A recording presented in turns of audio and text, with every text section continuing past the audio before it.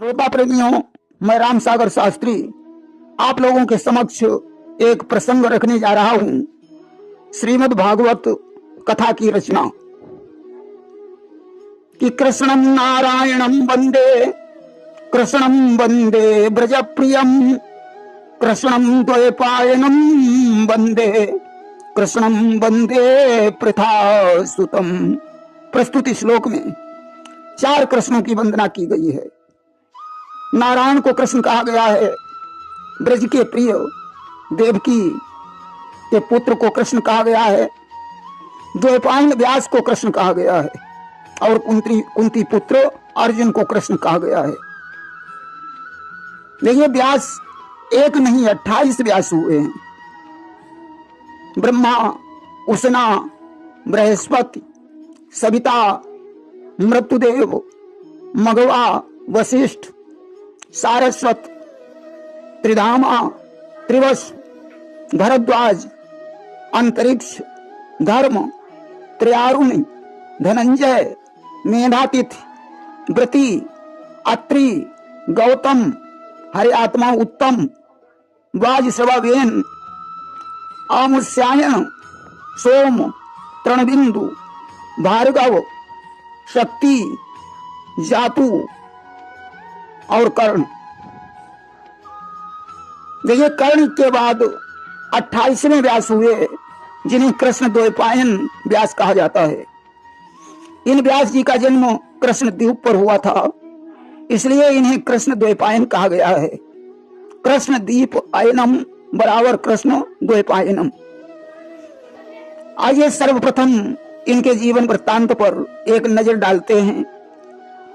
यह प्रसिद्ध मधुवंश में वेणु भूप सरदार खेल रहे थे बेकहीं बन के बीच शिकार।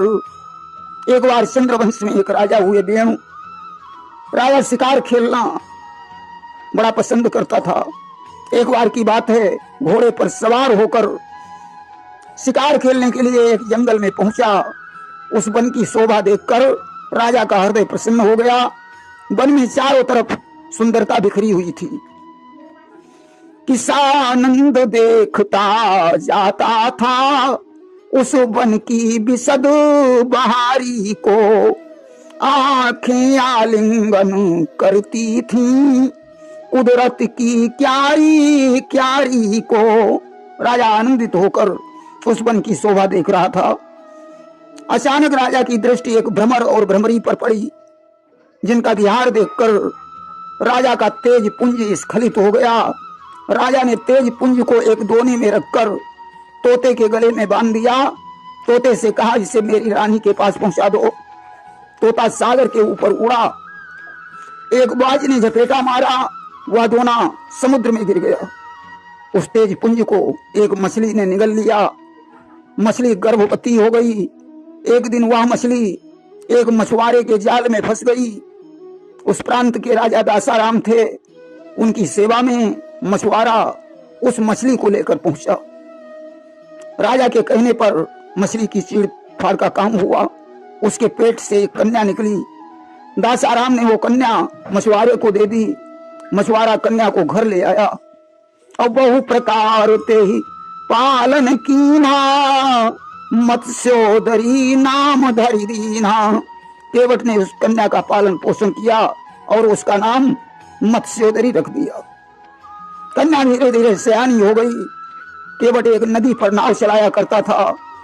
नाव चलाने में कन्या भी अपने पिता का सहयोग करती थी। एक दिन की बात है, योगीराज पराशर नदी के तट पर पहुंचे। कन्या ने कहा, पिताजी आप बैठे, मैं इन्हें नाव पर बिठाकर उस पार कर देती हूँ। आज पराशर को उसने नाव पर बैठाया। योगीराज उसके रूप को देखकर मोहित हो गए। उन्होंने रथ की याचना की। कन्या ने कहा, मैं एक मछुआरे की कन्या हूँ, मेरे शरीर से दुर्गंध आ रही है।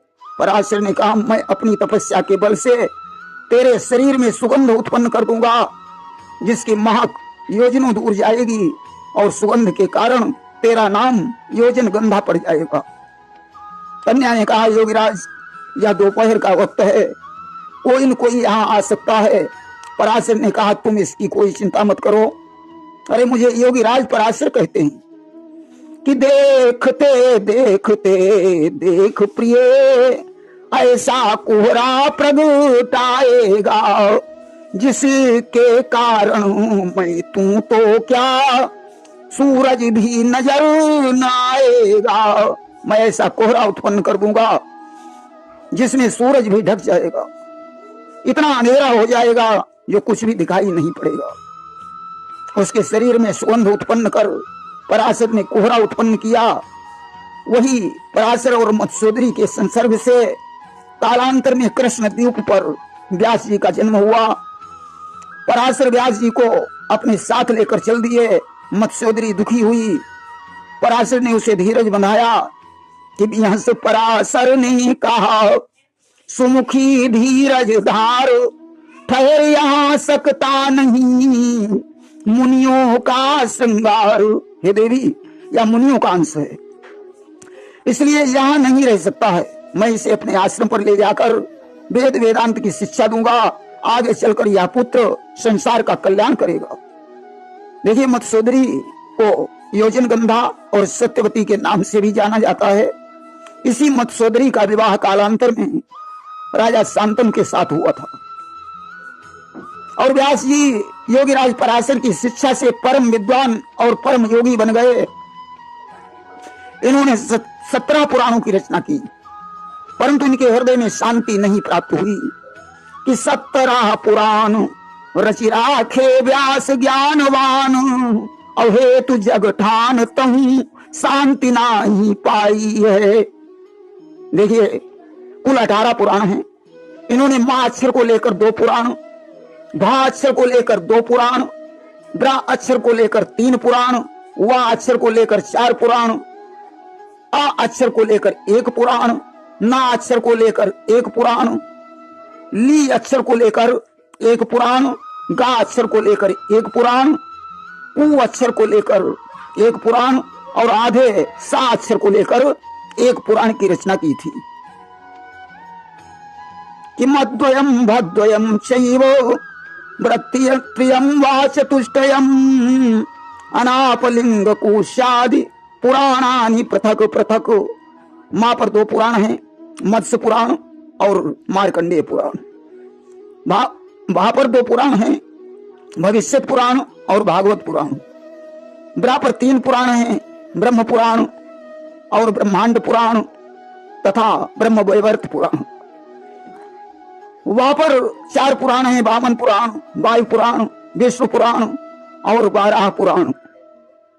आ पर अग्नि पुराण, ना पर नारद पुराण, पा पर पद्म पुराण, ली पर लिंग पुराण, गा पर गरुड़ पुराण, ऊपर कूर्म पुराण और आधे सा पर स्कंद पुराण। इस प्रकार 18 पुराणों की रचना व्यास जी ने की थी। 19वां पुराण महाभारत को माना जाता है, जिसे 5वां वेद भी कहा गया है। अस्तु 17 पुराणों की रचना करने के बाद महर्षि व्यास को शांति प्राप्त नहीं हुई। एक दिन की बात है, व्यास जी सरस्वती नदी के तट पर उदास मुद्रा में बैठे हुए थे। उसी समय हरि गुणगान करते हुए देवर्षि नारद आ गए।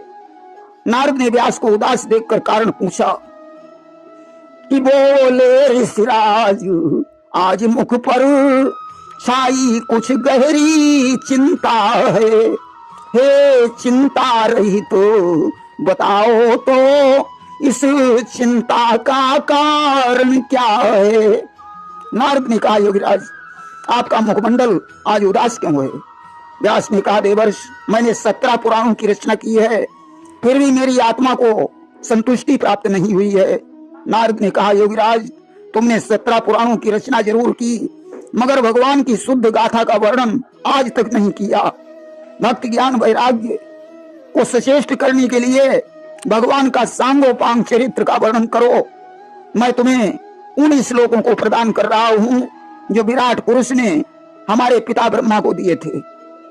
व्यास जी ने कहा, तुम्हें वे श्लोक कहां से प्राप्त हुए। नारद ने अपने पूर्व जन्म की कथा सुनाई, जिस प्रकार वे उपग्रहण गंधर्व से शूद्र बने और इसके बाद उन्होंने सृष्टि के समय ब्रह्मा जी के मन से जन्म लिया इसके बाद ब्रह्मा जी ने विराट पुरुष के दिए हुए 4 श्लोक देवर्षि नारद को सुनाए। अस्तु वही श्लोक देवर्षि नारद ने व्यास जी को प्रदान किए। पहला श्लोक था अहमेवास्मेवाग्रे नान्यद् सदसत् परम पंचादां यदेतच्च यो वशिष्येत सोऽस्म्यहम्। दूसरा श्लोक था ऋतेर्थम यत् प्रतीयेत न प्रतीयेत चात्मनि तद विद्यादात्मानो मायां यथा भासो यथा तमः। तीसरा श्लोक था यथा महान्ति भूतानि भूतेषु चावचेषु प्रविष्टान्य प्रविष्टानि तथा तेषु न तेषु अहम्।